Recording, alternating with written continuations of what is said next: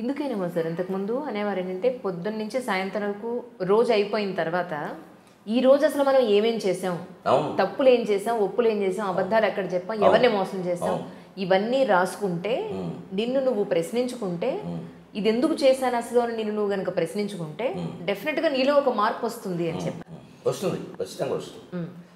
అడిగితే ఈ రోజులు పరిస్థితులను బట్టి రాసుకోవడం కంటే మనసులో ఆలోచించుకోవడం మంచిది. రాసుకున్నది ఎవరికైనా దొరికితే ప్రమాదం. ఇప్పుడు మనకేదో ఒక చెడు ఆలోచన వస్తుందండి, అదేం మనం ఆచరణలో పెట్టాం, గాలివాటం ఆలోచన. అది రాసేసామనుకోండి, ఎవరో పక్క వాళ్ళు ఎవరో చూస్తే అది ప్రమాదం. ఇంత దుర్మార్గంగా ఆలోచిస్తున్నావా అంటారు. ఆలోచనే రాకూడదంటే అలాగా. అంచేతనే పాతకాలపు రోజులు వేరు, ఆ డైరీలు రాయడారు ఇప్పుడు రాయకూడదు అసలు ఎక్కడ. ఇప్పుడు మాట్లాడితేనే ప్రమాదంగా ఉంది, రాస్తే ఇంక చెప్పేది రాయకూడదు. మనిషి నిజాయితీగా ఆలోచించడానికి రాయాల్సిన పని ఏం లేదు, దాయాల్సిన పని లేదు. రాత్రి పడుకోబోయే ముందు ఇవాళ నేనేం చేశాను, దీంట్లో తప్పు ఏమిటి, ఒప్పు ఏమిటి, అబద్ధం ఏమిటి, నిజమేమిటి ఒక్కసారి ఆలోచించి సర్వం పరమేశ్వర అర్పణం. ఇదో నాటకం నడుస్తుంది, పరమేశ్వర క్షమించు, రేపటి నుంచి ఎలా ఉండాలో అలా ఉంటాను, అయిపోలేదా? అలాంటిది నాకు ఆ పుస్తకాల పఠనం వల్ల ఏర్పడింది యోగ వాసిష్టం సహా. అలాగే 8:30కి నాకు పొద్దున్న దినచర్య అనుకున్నాం కదా, 8:15కి అయిపోగానే అప్పుడు కాఫీ. అప్పటికి ఈవిడ అంటూనే ఉంటుంది పాపం, రోజు మాకు మీకంటే ముందు తాగుతున్నాను, ఇదో పాపం ఉంటుంది. నేను దానికి ఒక పరిష్కారం చెప్పాను, మళ్ళీ భర్తతో రెండోసారి తాగితే ఆ పాపం పోతుందని చెప్పాను. అదే నవ్వుకుంటాం మేము సరదాగా. అంతే, ఏమయ్యా రెండోసారి తాగా ఆ పాపం పోదు, ఇదో శాస్త్రానికి ఏముంది, కావాలంటే శ్లోకం నేను రాస్తానని చెప్తాను. సరదాగా ఏముందమ్మా, 8:30కి ఇద్దరం కూర్చొని కాఫీ తాగుతాం, కాసేపటికి అల్పాహారం సిద్ధం చేస్తాం, అది తినేస్తాం. 9ంటికి సరిగ్గా నేను దినపత్రిక పట్టుకుని కూర్చుంటాను.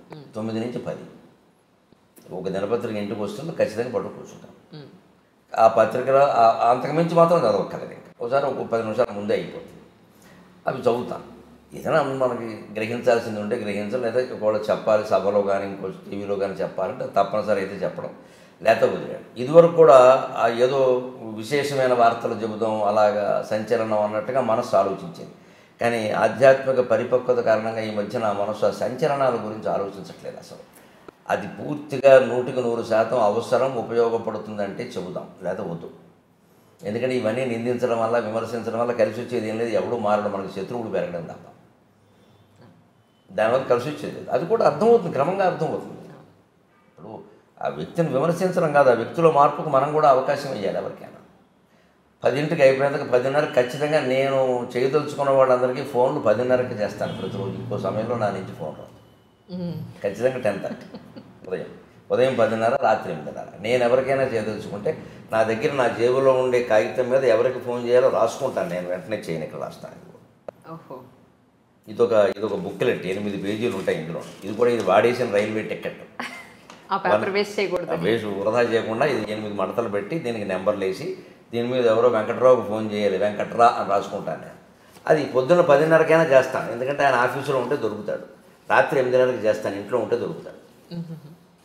క్లారిటీ స్పష్టం. అందుకని ఇంకా ఆ విషయం ఆలోచించాలి. బుర్ర నిండా వారికి ఫోన్ చేయాలి, వీరితో మాట్లాడాలి, ఏమిటో అన్నీ మర్చిపోతున్నాయి. ఈ మధ్య నాకు మతిమరుపు ఎక్కువైపోయింది, అదేం ఉండదు అసలు. మనం దానికి పని చేయక ఖచ్చితంగా 10:30కి మంచినీళ్ళు తాగి 2 గంటల పోసా 2 గ్లాసులు నీళ్లు తాగుతాను ఖచ్చితంగా. పొద్దున్న 6:30, 8:30, 10:30, 12:30, 2:30, 4:30, 6:30, 8:30, రాత్రి 10:30 ఖచ్చితంగా 2 గ్లాసులు నీళ్లు తాగాల్సిందే. రోజు అయ్యేసరికి 15-16 గ్లాసులు నీళ్ళు అవుతాయి. దానివల్ల ప్రయోజనం ఏంటంటే ఆరోగ్యపరంగా నేను అనుభవించి చెబుతున్నాను. ఎటువంటి ఏదైనా ఆహారాల్లో తేడాలు ఉన్నా, పడాలు ఉన్నా, రాళ్ళు పేరుకునే సమస్యలు లాంటివి మొత్తం కొట్టుకుపోతాయి. మనం తాగేటువంటి నీరులో స్థూల భాగం ఎప్పుడూ మూత్ర విసర్జన రూపంలో వెళ్ళిపోతుంది, సూక్ష్మ భాగం రక్తంగా మారుతుంది, అతి సూక్ష్మ భాగం ప్రాణవాయువుగా మారుతుంది. అతి సూక్ష్మ భాగం నీరు తాగితే ప్రాణవాయువు ఉంటుంది. ప్రాణం ఎప్పుడు నీటి మీద ఆధారపడింది, అన్నం మీద కాదు. అన్నం మానేసి ఉండొచ్చు, నీరు మానేసి ఉండదు. నీరు మానేసి ఉంటే ప్రాణం కూడా పోతుంది. అందుకే ఎంత నిరాహార దీక్ష వాడైనా పాలు కానీ, మజ్జిగ కానీ, నీరు కానీ తాగుతారు. తాగితే కొంతకాలం గెంటేయచ్చు. అలా నీరు తాగుతాను ఖచ్చితంగా. నాకు 10:30కి నీళ్లు తాగేసి అప్పుడు ఈ ఫోన్లు చేసేసి నా కార్యక్రమాల గురించి రిజర్వేషన్లు చేయాల్సి ఉంటాయి కదా, ఏమన్నా అంటే నేనే చేసుకుంటాను. కార్యకర్తను చేయమని చెప్పను, ఎందుకంటే వాళ్ళు మనకి తర్వాత ప్రోగ్రామ్ ఎక్కడ ఉందో వాళ్ళకి తెలియదు, వాళ్ళ ఊరికి చేసేస్తాను. మళ్ళీ అక్కడి నుంచి ఇంకో ఊరు పక్క ఊరు వెళ్ళాలంటే ఆ షెడ్యూల్ నా దగ్గర ఉంటుంది కాబట్టి చేసుకుంటాను. అక్కడికి ఆ పని అయిపోయింది. అప్పుడు ఖచ్చితంగా టీవీకి ఏమన్నా తయారవ్వాలా, సాయంత్రం సభ ఉందా తయారవ్వాలా, ఆ తయారవ్వాల్సి ఉందంటే తయారవుతాను. 10:30, 12:30 సమయం. 12:30 ఖచ్చితంగా గంట కొట్టేసినట్టుగా తిరుగు లేకుండా 12:25కి వచ్చి గురువుగారు భోజనానికి రావచ్చు అంటుంది అంతే. మేడం అండి మిమ్మల్ని గురువు గారు అంటారా? అంటారు. ఎందుకో? ఎందుకంటే రావండి అడగండి. ఏమండి ఎందుకు అంటే చాలా నేర్చుకున్నాను అందుకని మా గురువు గారు ఆయన నుంచి చాలా నేర్చుకున్నాను. అవునా? అందులో ఏం నేర్చుకున్నారు? ఒక పాయింట్ మాకు. అవి చెప్పేవి కాదు, అలాగా సహజంగా జరిగినవి అంతే. సరే 12:30కి భోజనం పెట్టేస్తే అంతే. ఖచ్చితంగా 45 నిమిషాలు భోజనం చేస్తాను. 1:15 వరకు నవ్వులుతూ ఉండాల్సింది. ఓకే. 3 ఐటమ్స్ మించి భోజనంలో ఉండవు. 4వది ఉంటే ఆవిడ తినాల్సిందే. 3 ఐటమ్స్, 3వది మజ్జిగతో కలిపి 3. మజ్జిగతో కలిపి. ఓహో. ఫర్ యువర్ కైండ్ ఇన్ఫర్మేషన్ మజ్జిగతో 3. 15-20 ఏళ్ళు బట్టి అంతే. కనీసం 10 ఏళ్ళు బట్టి ఆ నియమం ఖచ్చితంగా. తర్వాత పప్పు, కూర, మజ్జిగ లేదా వేపుడు, పచ్చడి, మజ్జిగ ఏదైనా సరే 3 మజ్జిగతో కలిపి. 4వది ఉంటే ఇందులో ఒకటి తగ్గించేస్తాను, అన్నం తగ్గించేస్తాను. మొత్తం మీద అన్నం అంతకుమించి వెళ్ళడానికి వీలు లేదు. అందుకని నాకు షుగర్ ప్రాబ్లమ్స్ అవి ఏం లేవు. తినవలసింది తింటాను. ఖచ్చితంగా పొద్దున్న ఒక్కసారే కాఫీ, సాయంత్రం 4:30కి టీ, మధ్యాహ్నం భోజనం చేసి గ్లాసు మజ్జిగ తాగుతాను, రాత్రి పడుకోబోయే ముందు గ్లాసు పాలు తాగుతాను. ఒకసారి పాలు, ఒకసారి మజ్జిగ, ఒకసారి కాఫీ, ఒకసారి టీ. 4 సేవించినట్టు అయింది. ఏది ఎక్కువ కాలేదు.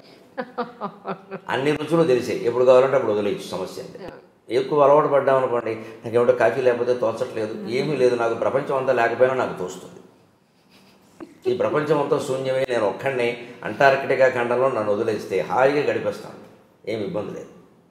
ప్రాణంతో ఉంటే సార్ అక్కడ నీళ్లు దొరికితే ఏదో మారేడాకులు దొరకపోని అవుతాం. వారు ఉండాలి, వీరు మాట్లాడాలి, అసలు ఆ సమస్య లేదు. అదే వేదాంతం ద్వారా నేర్చుకున్నాను. యోగ వాసిష్టం నాకు నేర్పింది అది. నీతో నువ్వు మాట్లాడుకో, నీతో నువ్వు ఉండు. ఇంకోరు ఉండాలని ఎందుకు అనుకుంటున్నావు? ఇంకోరు ఉండడం అంటే మనం తప్పించుకొని బయటపడుతున్నాం. మన నుంచి మనం తప్పించుకొని బయటపడుతున్నాం. అదేదో కాలక్షేపం, వారేదో పోగొట్టడం, తిట్టడం, విమర్శలు, ఇవన్నీ ఇంకేది పీకానామ లాగానం, ఎలక మీద పిల్లి, పిల్లి మీద ఎలక, ఎప్పటికి తెమలో ఇవి. అప్పుడు ఈ కాలక్షేపాల కోసం వచ్చరికి తోడు, నీడ, దూడ, పేడ అన్నీ తయారైపోతాయి. ఇందులో ఎవరు లేకపోయినా మనం తట్టుకోలేని పరిస్థితి వస్తుంది. ఇదంతా బలహీనతే. మన మీద గొప్పగా చెప్పొద్దు దాన్ని. నాకు నలుగురు ఉంటే కానీ తోచదు, అదో వ్యాధి. డాక్టర్ చూపించుకోవడం మంచిది. ఎందుకు తోచదు? నలుగురు ఉన్నా తోచాలి, ఒక్కరే ఉన్నా తోచాలి, 1000 మందిలో ఉన్నా తోచాలి, శ్మశానంలో ఉన్నా అదే తోచాలి. అది వేదాంతం. మన స్థితిలో మనం లేవు, అందుకే తోచదు. అందుకే మనిషి తనలోకి తాను చూసుకోవాలి. లోకం అంతటా మార్చుకుంటూ కూర్చోవడం కాదు. మధ్యాహ్నం ఖచ్చితంగా 1:15 అయ్యాక అప్పుడు సరిగ్గా 1/4 గంట సేపు అటు ఇటు నడుస్తాను. బయట ఆరేసిన తువ్వాలు లోపలేస్తాను. అదో క్రమశిక్షణ. పొద్దున్న స్నానం చేసి ఆరేసాం కదా, ఆ తువ్వాలు లోపలేస్తాను. అవన్నీ నేను చేసుకుంటాను. ఆ పనులు 1/4 గంట పడతాయి. 1:30కి పడుకుంటాను, 2:30కి లేస్తాను. ఫోన్ కట్ చేయడమే, సైలెంట్లో పెట్టడం ఉండదు. సైలెంట్లో పెడితే ఎవడో చేస్తాడు, అక్కడ ఉంటుంది, అక్కడ మళ్ళీ నాకు చేయలేదంటాడు. అటువంటి అవకాశం ఎవరికి ఇవ్వను. స్విచ్ ఆఫ్ అంతే. మళ్ళీ ఆయన చేసుకోవలసిందే. ఏమంటే నేను చేశానండి, మీరు నాకు చేయలేదంటే చెయ్యను, నీ అవసరం నువ్వు చేసుకోవాలి. ఎంత ప్రాణ స్నేహితుడైనా అంతే. నాకు ఎందుకు చేసావు కదా, 2సారి కూడా నువ్వే చేసుకో, 3 సార్లు చేసుకోలేకపోతే మానేసుకో. అంతేగాని ఏమనుకుంటాడు అనుకోని బ్రహ్మ సత్యం జగన్ మిథ్య, నాకు అర్థమైంది అనుకుంటే మరీ మంచిది. ఇంకా ఆయన ఫోన్ చేయక్కర్లేదు, ఓ నెంబర్ తీసేయచ్చు. ఇది ఎవరి మీద కోపం కాదు, వ్యతిరేకత కాదు. పూర్తిగా జగత్తత్వం తెలుసున్న మనిషి ఇలాగే ఉంటాడు. నాకు తెలిసి నేను ఋషుల చరిత్రలు చదివాను, ఋషులందరూ ఇలాగే ఉన్నారు. అది మనం అలవాటు చేసుకోవాలి. అంతేగాని వారేదో అనుకుంటారు, వీరేదో అనుకుంటారు, అనుకోనేయండి. కానీ మంచి వాళ్ళు ఇలా అనుకుంటే పర్వాలేదు. ఇదే స్థానంలో చెడువాళ్ళు కూడా ఇలా చెడు పనులు చేసేవాళ్ళు కూడా ఇలాగే అనుకుంటే, ఇలాగే అంటే నేను చేసిందే కరెక్టు. అది నిజానికి వాడు చెడ్డ పనులు చేసేవాడు అయితేనేమో లోకాన్ని గురించిన భయం ఎప్పుడూ వాడి మనస్సును పీడిస్తూనే ఉంటుంది. వాడు అనుకోలేడు. ముండిగా మూర్ఖంగా కాసేపు అనుకోవచ్చు, కానీ లోపల వాడిని ప్రశ్నిస్తుంది. ఎందుకంటే అందరికీ లోపల ఉన్నది భగవంతుడే. ఈశ్వర సర్వభూతానాం హృదయసే అర్జున తిష్టతి. ఒక మూర్ఖుడు, ఒక దుర్మార్గుడు 10 మర్డర్లు చేసిన వాడు హృదయంలో ఎవడున్నాడో, పరమభక్తుడు హృదయంలో కూడా వాడే ఉన్నాడు. ఆ తత్వంలో తేడా ఏం లేదు. ఉపాధి భేదం, పైన ఉండే శరీరం భేదం, మనస్సు భేదం తప్పితే అసలు తత్వంలో తేడా లేదు. అందుకని అసలు తత్వం అంతఃకరణ ద్వారా వాడిని కొట్టేస్తూ ఉంటుంది. ఎప్పటికప్పుడు నువ్వేం చేస్తున్నావు. అందుకని చెడ్డవాడు ఇలా ఉండలేడు. ఎవడేమనుకుంటే నాకని కొన్నాళ్ళు ఉంటాడు, తర్వాతైనా వాడి కాల్ చేస్తూ ఉంటుంది లోపల. అదే పాపం పీడించడం అంటే అదే. ఖచ్చితంగా కాల్చేస్తూ ఉంటుంది. వాడు ఎప్పుడో ఈ జన్మ కాదు, వచ్చిన జన్మకైనా మారాలి, తప్పదు. అది వాడి బాధ్యత. అది మనం దాని గురించి అంత బాధపడక్క. అయిపోయిందంటే 2:30కి లేస్తాను. సరిగ్గా లేవగానే స్వచ్ఛ భారత్ చేస్తాను. ఇది మోడీ గారి స్ఫూర్తి. ఓహో. అంటే అంతకుముందు కూడా నాకు కొంచెం ఉంది, కానీ మోడీ గారి స్ఫూర్తి వల్ల ఖచ్చితంగా మన ఇంట్లో మనం చెయ్యాలి అని పెట్టుకుని 2 పూట్ల చేస్తాను, 2 పావు గంటలు, మధ్యాహ్నం 2:30కి, 2:45 వరకు. ఏం చేస్తారు? గూళ్ళన్నీ దులుపుతాను.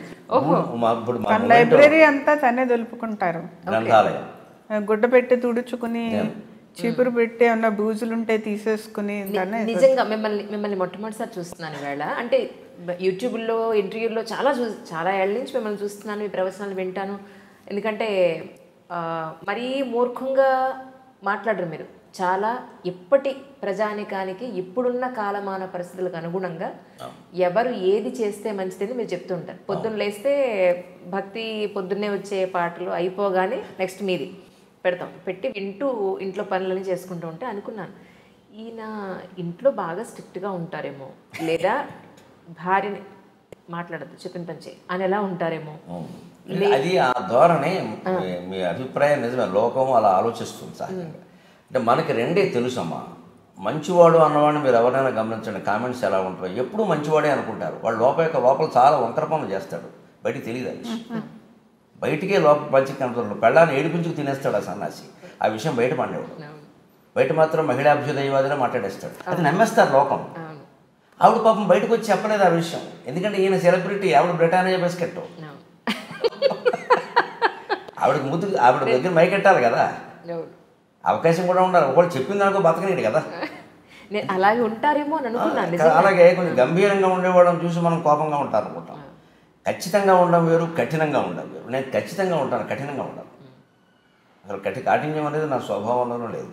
చాలా మెత్తటి మనిషి లోపల, కానీ ఖచ్చితంగా ఉంటాను.